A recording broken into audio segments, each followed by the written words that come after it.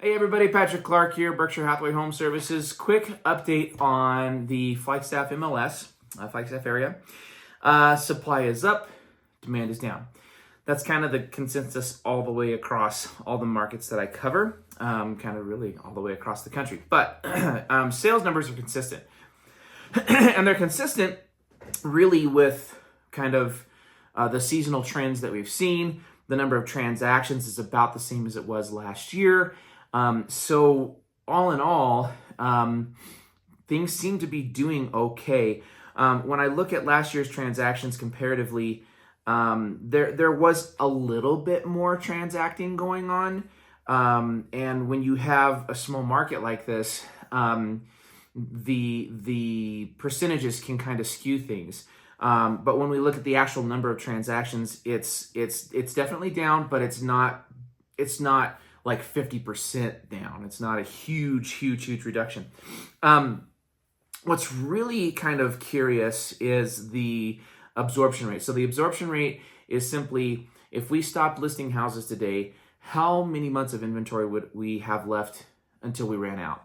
And right now we're at about 4.74, which is close enough to 5 to call it a balanced market. The average list to sales price ratio, when we look at original list to sales price ratio and actual list to sales price ratio, those are two different numbers.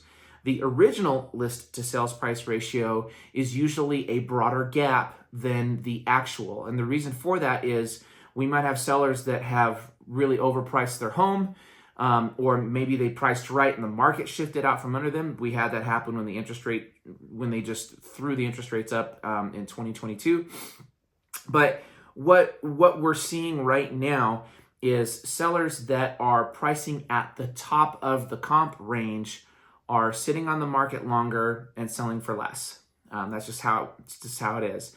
In 2021, 2020, you could list at the high end of comp and you were still going to have a bidding war because, everybody's hair was on fire. That's not the case anymore. So once sellers get down into a reasonable range of the market, they are selling for an average of about 97%, 97.5% list to sales price ratio. So that's the actual, but the original has a much broader gap, and that's between 94 and 95, depending on where you're at. So really curious behavior.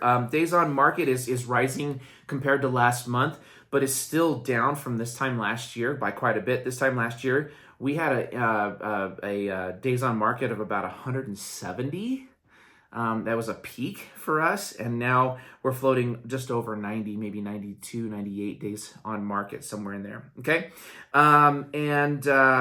We do have more, I think I already said this, but we have more listings than we do demand, so that's why we're seeing some of these prices soften, but we're still seeing appreciation in the market.